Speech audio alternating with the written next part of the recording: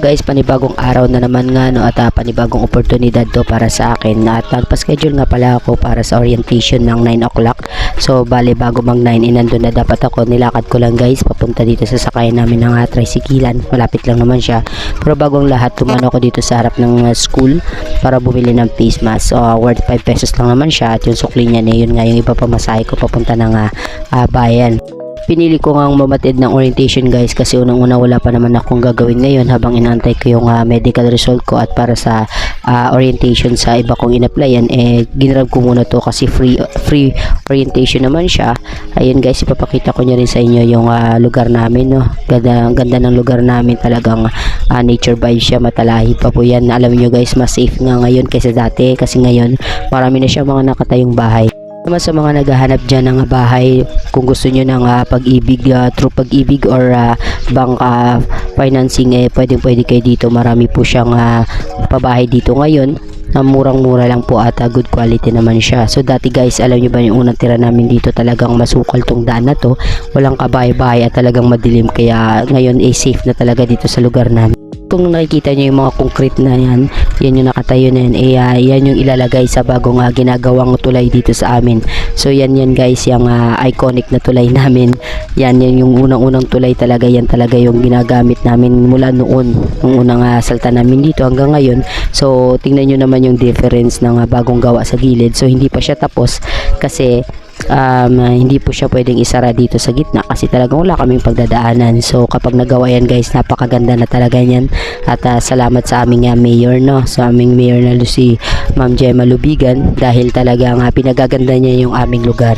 Pinapa-feel niya sa amin na safe na yung lugar namin. So pagdating ko nga ng bayan, dumiretso muna ako dito sa bentahan ng mga kakanin. So kumuha lang ako ng isa dyan, halagang 10 pesos, yung aking favorite na ito yung malagkit na may matamis sa ibabaw. So yan lang yung aking kakainin sa pupuntahan kong orientation, dahil malapit lang naman. Nilalakad-lakad ko lang kasi mas mahal nga yata yung pamasahe, na sa 36 pesos kapag ako nag-tricycle. So habang naglakad ako kinain ko na yung aking kakanina binili, dahil sa bahay nagkape nga lang ako.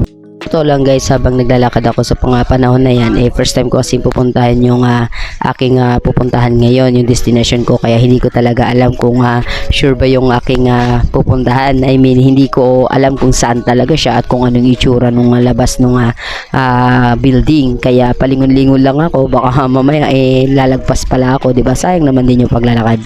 Although hindi naman siya mahirap hanapin kasi may tinuro naman o may binigay naman na guide sa akin na ang representative nila or coordinator nila, at nag-message sa akin kung saan lang dapat ako bababa or saan malapit siyang makita. Dito lang pala siya sa bungad lang bago ka makalagpas ng overpass dito sa San Agustin.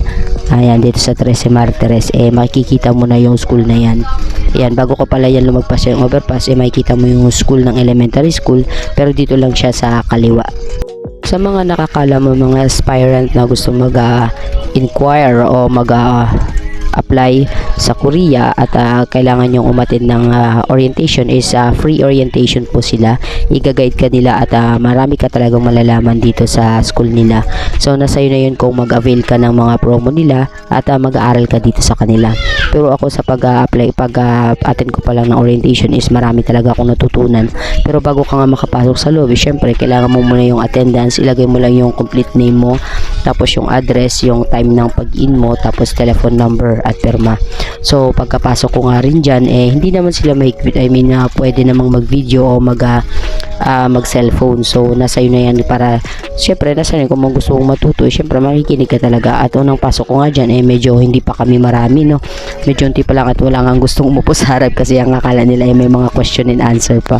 So sa una nga dyan pinapapanood lang kami ng mga video clip no, yung mga videos ng mga taong nakaalis na or napaalis na nila, kapag para ma-inspired kami na ipagpatuloy yung aming pangarap sa buhay, yung aming pangarap na makarating sa bansang yan, kailangan mo talagang pagsikapan at pag-igihan pa para matuto.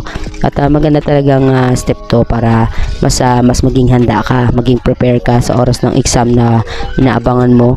Kasi ang pag-e-exam sa DMW or dating POEA hindi po siya, wala po siyang masasabing oras o araw kasi talagang on time lang lang siya, kumbaga pag may binigay silang date o ano, hindi din nila alam maski sa school, kahit sa school ka Korean Learning Center, hindi nila alam kung kailan yung schedule ng ibababa yung DMW. Kumbaga mag-aabang ka lang sa kanilang website kung kailan yung available nila na pwede kang mag-take ng exam. So yun, sinabi rin sa amin dito na bago ka talaga mag-take ng exam or kumuha ng schedule for exam, kailangan mo muna talaga mayroon kang knowledge kahit papano, kahit mga basic language lang nila, mga basic na kailangan mo matutunan, lalo yung alphabet, tapos yung mga numbers, yung mga simple na mga salita nila or mga words, kailangan mo yun bago ka mag-take ng exam, para hindi naman masayang. Kasi guys, bawat take mo ng exam may bayad po siya. So yun, mga ilang oras din po kami, kaya nag-start po kami ng 9 at natapos kami mga 12, halos 12:30 na, bumaba na nga rin kami at nagugutom na nga rin talaga kami. So yun, paglabas ko, grabe ang init na. So samantalang kanina nung paalis ako, napakalamig kasi maaga pa, di ba? So yun, nilakad ko lang din siya uli pa uwi kasi medyo malapit lang talaga siya. Yun nga lang ang problema sobrang init na at talagang nakakagutom na kasi ilang hours ba naman yun. Tapos yun lang yung kinain ko, di ba? So yun, pagdating ko nga ng bayan, sumakay na ako ng multicab papunta sa amin. Alam nyo guys, sa pag-a-apply talagang marami na akong na-experience talaga, yung hirap, pagod at syempre yung kakapusan sa pera. So talagang minsan iniisip ko talaga na gusto ko nang umayaw or gusto kong ihinto na lang yung mga pangarap ko, pero hanggat may nakikita akong opportunity o pagkakataon, doon na talagang igagrab ko siya. Kaya nga guys, hanggat may naniniwala sa akin at may alam ko sa sarili ko na may kakayahan pa ako, gagrab ko talaga siya. Hindi ako mag-i-stay sa isa lang or mag-aantay ng alam kong hindi, wala akong pag-asa. So yun lang yung sasabi ko, hanggat may pagkakataon, so i-grab natin hanggat bata pa tayo, wala namang mawalang mag-try, diba? So yung pera kikitain natin yan. So yung opportunity at pagkakataon, hindi na yan mababalik kailanman, oras na sinayang natin. So guys, hanggang dito na lang at marapit na ako sa bahay namin. Sobrang init na talaga. So thank you very much sa inyong tiwala at panonood at pagpangkilig sa aking videos. God bless.